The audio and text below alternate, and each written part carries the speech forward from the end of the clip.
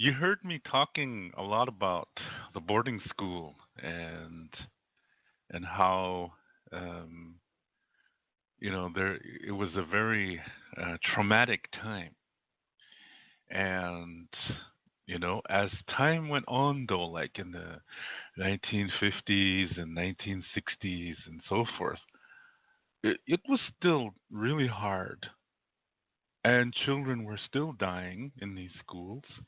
But there were some instances that were kind of unique. Yeah, because one thing that natives are known for doing is adapting to adapt to your environment because you have to live. Yeah, you have to live.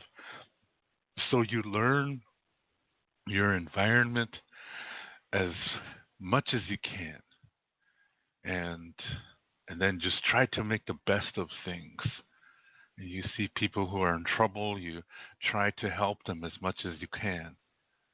So there were special bonds that were formed in these boarding schools. Yeah, so they tried their best to, survive in a living hell, basically, as you heard me explain earlier. Well, one time back during the summertime, this was probably in the 1940s or so, 1940s or 1950s, and these on this reservation, um, uh, they were having a powwow, and here, lots of times, you know, people come from other reservations, and people meet each other, yeah, and you might find your life partner, yeah, at a powwow, as they were nice events in those days, yeah. They weren't the big commercial, money hungry uh, events like they are today. But back then, it was nice because everybody got fed. You didn't. Today, they don't do that. Not many places do that today. Today, you have to go to a food stand and pay for food. Yeah. Or if they have chow lines, sometimes it's only reserved for the singers and dancers. So the public, well, you're just out of luck. Yeah, that's how a lot of powwows are today. But in the smaller communities on the reservation, those powwows are really nice. Yeah, because they are very community thinking, and everybody eats. Yeah, everybody eats, and they start the powwow whenever it's time. So it's not really a set time. Yeah, because sometimes the summer is really really hot. And so they might start the powwow a little bit later, it's like towards evening when it starts to cool down a little bit. Well, in the 1940s, there was this they just met at this powwow. And, the first time they saw each other, and they were like, wow. And in Lakota tradition, when you show interest in somebody, yes, you look at them, but when they look at you, you look away. Yeah, that's a custom. That's an old custom that comes from our creation story. Yeah, there was uh, the man who made the south direction. He was like a flute player, and he was really a good guy. He's the youngest of the four brothers who made the four directions. And there was a young woman helping their family, and her name was Wohbe. Now, some people say Wolpe, Wolpe. Those are all incorrect. Her name was Wolpe. Yeah, Wolpe was a really nice lady, and when she would feed this family, she would look at them, make eye contact and smile and give food to them and stuff like that. So those other guys thought, she was falling in love with them. That's what they thought. Yeah. But when she came to the younger brother, his name was Gaga or Gaga. And um, When she came to him, she would look down. She would look on the ground, and she would, put some food in his wooden bowl. Yeah, she would put a little bit food in there, and here, that's for you. And then he would look down too, and he would say, "Thank you." You know, didn't even look at each other. And so the other guys would make fun of Okaha because they were saying, "Ah, she doesn't like you, ha ha ha ha ha," and they would fight amongst each other, saying that she was in love with one of them.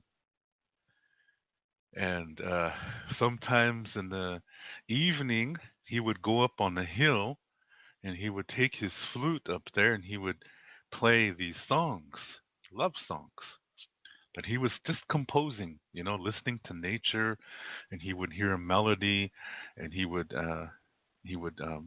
play play it through his flute. Meanwhile, down in the teepee, Wochpe is sitting inside, and she's listening, and she's crying. They're both in love with each other. Yeah. So a big adventure happens. It's going to take a long time to tell, but part of this, the result was uh, we got our medicine wheel, and the four directions were made. Yeah, the four directions were made, and we got our medicine wheel from this story.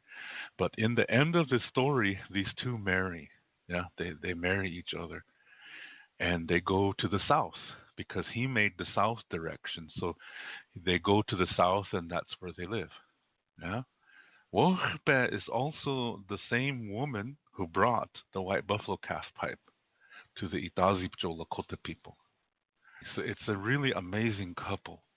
And so, in the ancient way, when you're taught, concerning being a man and a woman, a wife and a husband, a lot of times they use the story of Wohbe, and now he's called Itokaha. Yeah, that's his name now, Itokaha.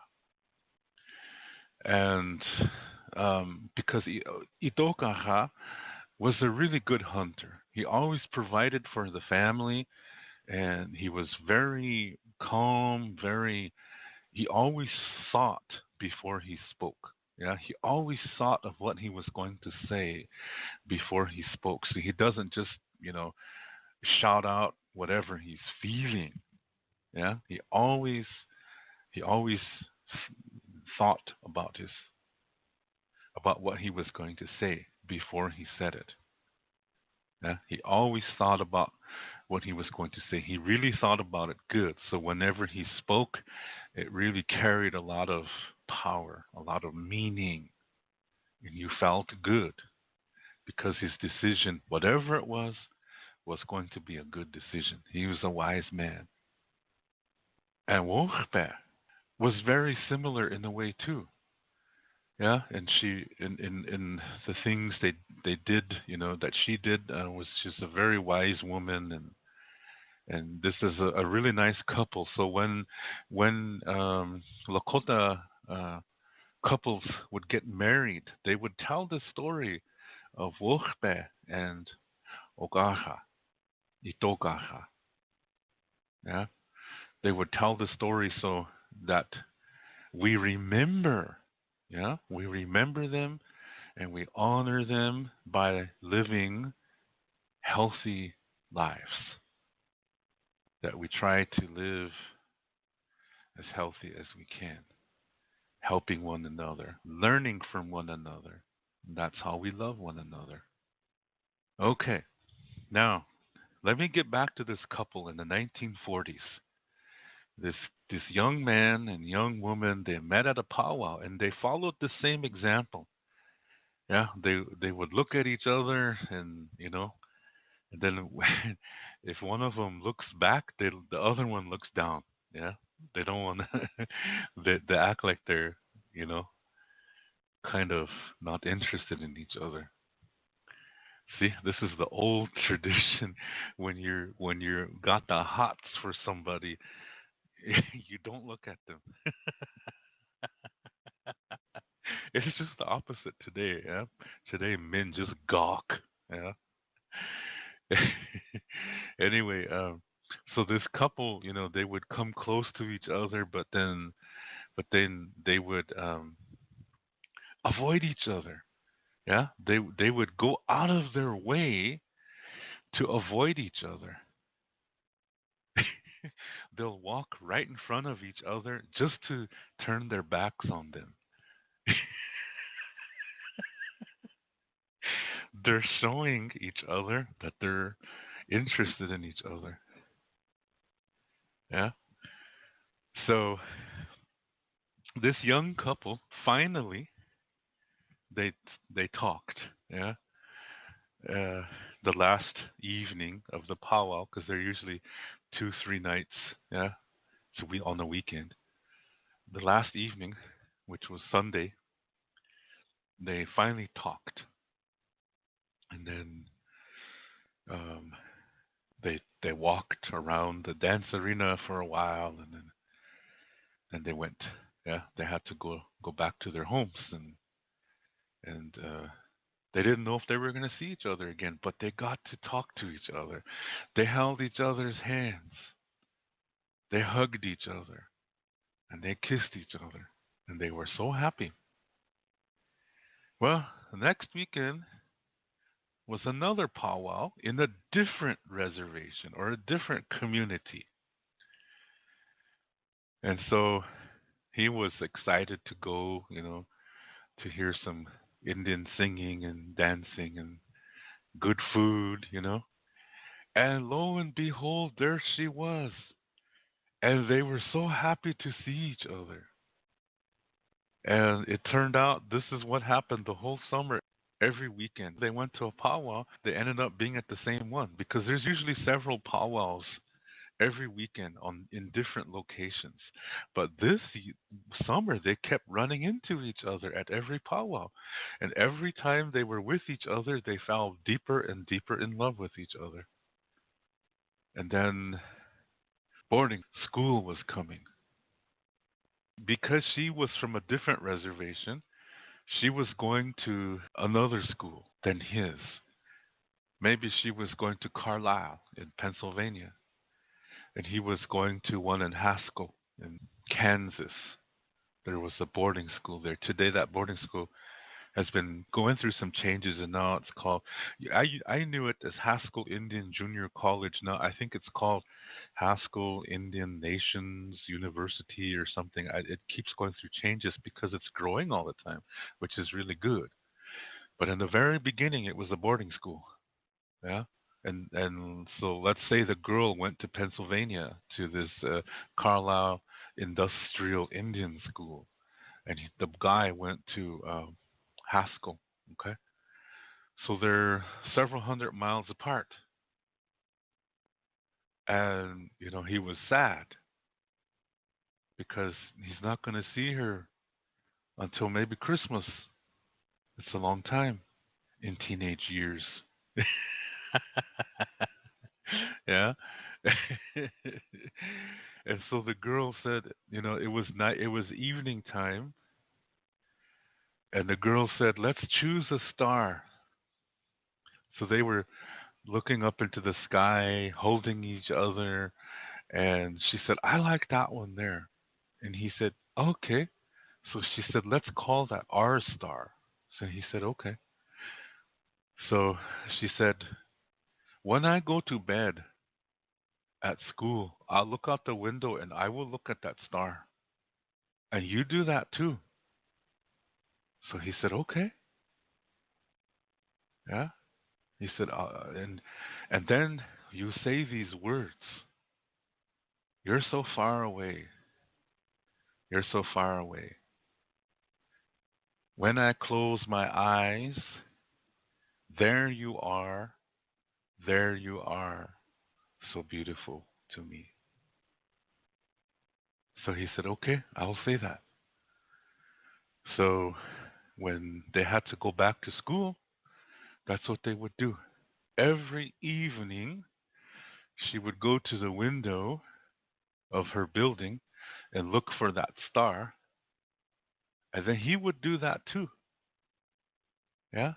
He would look at that star too. And so they promised each other to do this at a certain time.